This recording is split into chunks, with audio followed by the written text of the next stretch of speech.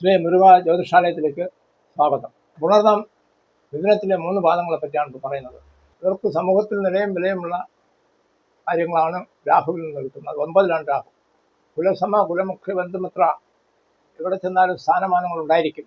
വീട്ടിലും നാട്ടിലും സ്ഥാനമാനങ്ങൾ പ്രധാനമാണ്. ഈ പുണർദംകാർക്ക് അവർക്ക് ഉദ്ദേശ ജോലി എല്ലാം ഒരുപോലെ ആയിരിക്കും.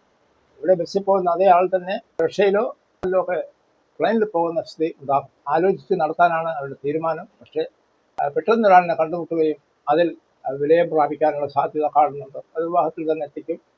പഠിച്ചിരുന്ന കാലത്ത് അത് ഉഴപ്പി നടന്നവരല്ല. ടെക്നിക്കൽ സ്റ്റഡി ഉള്ളവർക്ക് എവിടെയും ജോലിയാണ്. ഈ പുണർദംകാർക്ക് വലിയ വിലയുമുള്ള പങ്കാളിയെ, ജീവിത പങ്കാളിയെ ലഭിക്കും. ഭവന നിർമ്മാണം ഉണ്ടാകും. സ്വന്തമായി വാഹനങ്ങൾ വാങ്ങും. വീട്ടിലേക്ക് ആവശ്യമായ സാധന സാമഗ്രികൾ വാങ്ങിക്കൂട്ടും. അത്ര ഒരു സ്വഭാവം ഇവർക്കുണ്ട്. പങ്കാളിയെയും ജീവിത പങ്കാളിയെയും ജീവനോടെ കാണുകയും മാതൃകാപരമായ കുടുംബജീവിതം നടത്താൻ കഴിയുന്നവരുമാണ്. മറ്റുള്ളവരെ കൈയച്ച് സഹായിക്കുന്നവരാണ്.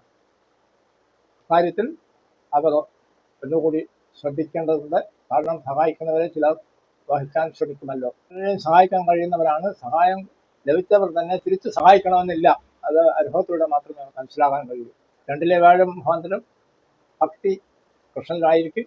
ശുക്രൻ അവിടെ ഉണ്ട്. ശുക്രനിൽ നിന്നോ വ്യാഴനിൽ നിന്നോ ധനലാഭമുണ്ട്. 2ലെ ഇത് അങ്ങനെയാണ്.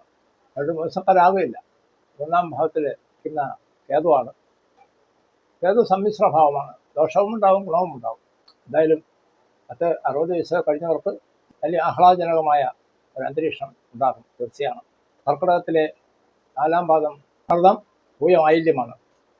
ഇവിടെ സംഭവിച്ചിരിക്കുന്നത് 2 ശുഭഗ്രഹങ്ങളും ശുക്രനും വ്യാഴവും ഒരിടത്ത് നിൽക്കുകയാണ്. പരസ്പരം ഞാൻ വലുതെന്ന് ചിന്തിക്കുന്നവരാണവർ. സത്യത്തിൽ ഒന്ന് ഞെരുങ്ങുകയാണ്. ഞെരുങ്ങുന്ന അനുഭവം ഇവിടെയുള്ള 4ാം പാദത്തിലെ ഗുണത്തിനുണ്ടാകും. അത് ഗുണവും ഉണ്ടാകാം, ദോഷങ്ങളും ഉണ്ടാകാം. അതായത് ഒരു 20-50 വയസ്സിനിടയിലുള്ളവർക്ക് ടെൻഷൻ ഉണ്ടാവും, രോഗമുണ്ടാവും, അപമാനം വരെ ഉണ്ടാകാൻ സാധ്യതയുള്ളവരാണ്.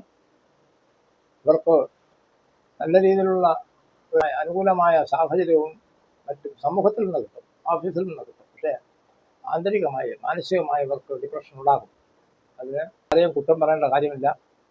അതൊക്കെ കുറച്ചൊക്കെ അനുഭവിച്ച് കേൾക്കാനേ സാധിക്കും. ഇവിടെ ഒരു കാര്യം എടുത്തു പറയേണ്ടതായിട്ടുള്ള കാര്യം 8ലാണ് രാഹു നിൽക്കുന്നത്. രാഹു 8ൽ വരുമ്പോൾ ചില കഷ്ടനഷ്ടങ്ങൾ തീർച്ചയായിട്ടും ഉണ്ടാകും. ആപത്തുണ്ടാവും, അപകടങ്ങളുണ്ടാകും, ആശുപത്രി വാസം ഉണ്ടാകും. എന്നാലും മരുന്ന് വിളിക്കും, രക്ഷപ്പെടും ഏത് രീതിയിൽ നിന്ന്. 9ലെ ശനി മൂലം അവർക്ക് വൻപിച്ച നേട്ടങ്ങളാണ്. നേരത്തെ പറഞ്ഞ ദോഷങ്ങൾ തന്നെ ചിലപ്പോൾ ഹരിദേവൻ മാറ്റിവിടാൻ സാധ്യതയുണ്ട്. കാരണം ഇവിടെ വ്യാഴൻ്റെ ദൃഷ്ടി എനിക്ക് കിട്ടുകയാണ്. അപ്പോൾ ശനി തന്നെ സഹായിക്കാനേ ശ്രമിക്കൂ, ദ്രോഹിക്കാൻ ശ്രമിക്കുകയില്ല. അങ്ങനെ പ്രായമുള്ളവരും അഗ്നിപരീക്ഷണമായിട്ട് നടത്തുന്ന സ്നേഹബന്ധമുള്ളവരും നിരാശപ്പെടേണ്ടതില്ല. ജോലിക്ക് ശ്രമിക്കുന്നവരും കാലതാമസം വരുമ്പോൾ ഒരു മനോവേദന ഉണ്ടായാലും അവർക്ക് പ്രതീക്ഷിക്കാം. ജീവിതം പെട്ടെന്നൊരു അഭിവൃദ്ധിയിലേക്ക് വന്നാലും അല്പം ലേറ്റാകും, അല്പം ഡിമ്മാവും, വീണ്ടും അഭിവൃദ്ധി ഉണ്ടാകും, വീണ്ടും ഡിമ്മാവും. ഇത് ഒരു കൊല്ലത്തേക്ക് ആ കഷ്ടനഷ്ടങ്ങളുള്ളൂ. പിന്നീട് പ്രശാന്തമായ ഒരു ഉണർവുണ്ടാകും. ഭാവിയിലെ പാതയിൽ പച്ച നിറമുണ്ടാകും. സംശയിക്കേണ്ട കാര്യമില്ല. അടുത്തത് ചിങ്ങമാണ്. ചിങ്ങം, മകം, പൂരം, ഉത്രം 1ാം പാദമാണ്. മകത്തിനും ചെറിയ രോഗദുരിതങ്ങളുണ്ടാകും. ജീവിത പങ്കാളികളുടെ സഹായത്തോടുകൂടി, സഹോദരങ്ങളുടെ സഹായത്തോടുകൂടി, രക്ഷിതാക്കളുടെ സഹായത്തോടുകൂടി അതിനൊക്കെ രക്ഷപ്പെടാൻ കഴിയുന്നവരാണ് അവർ. പേടിക്കേണ്ട, ധൈര്യം ഉള്ളവരാണ്. ഒരിക്കലും ധൈര്യം കൈവിടുന്നവരല്ല, ഭാവനാശാലികളാണ്. ഈ വർഷം അവർക്ക് ഭവനം വാങ്ങാനോ ഭവന നിർമ്മാണത്തിനോ സാധ്യത കാണുന്നുണ്ട്. 12ലാണ് വ്യാഴവും ശുക്രനും നിൽക്കുന്നത്. അവരും ദ്രോഹം ചെയ്യുന്ന സ്ഥാനങ്ങൾ അല്ലാതെ സമ്മിശ്രഭാവങ്ങളാണ്. പഠിച്ചു ഉയരുന്നവർക്കുണ്ട്, ജോലി കിട്ടാൻ സാധ്യതയുണ്ട്, പ്രൊമോഷൻ, സ്ഥലം വാങ്ങുക, വെടിവെക്കുക അവയുണ്ട്. പിന്നെ പങ്കാളിയുടെ ഷെയർ കിട്ടാൻ സാധ്യതയുണ്ട്. ജോലിയുള്ളവർക്ക് പ്രൊമോഷൻ, ദൂരയാത്ര ഇവയുള്ളവരാണ്. അവരിൽ പലരും സമൂഹത്തിൽ നിലയും വിലയുമുള്ള നേതാക്കളോ സയൻറ്റിസ്റ്റുകളോ പത്രപ്രവർത്തകരോ ആയി മാറാറുണ്ട്. പ്രായം കൂടുന്തോറും അവർക്ക് സ്വസ്ഥതക്കുറവ് ഉണ്ടാവുകയില്ല. ഇവർക്ക് ദൈവാനുകൂല്യം ഉള്ളവരാണ്. ഭാഗ്യം പുറകിലുണ്ട്. പൂരം നക്ഷത്രമാണ് അടുത്തത്.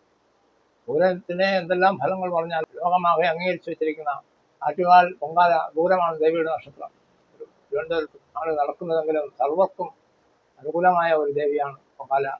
ലോകപ്രസിദ്ധമാണ്. വിദേശത്തു നിന്ന് പോലും ഇവിടെ അതിനു വേണ്ടി വരാറുണ്ടല്ലോ. ഇത്തരം നേർച്ചകളും അവിടെയുള്ള കുട്ടികൾക്ക് തൃശ്ശേരി അർച്ചനയിൽ ആറ്റുകാലതുണ്ട്. ഒക്കെ നല്ല സംഗമമാണ്. പഠിക്കാൻ ഉള്ള വാസനയുള്ളവർക്ക് തൃശ്ശേരി മൂലം രക്ഷപ്പെടാൻ കഴിയും.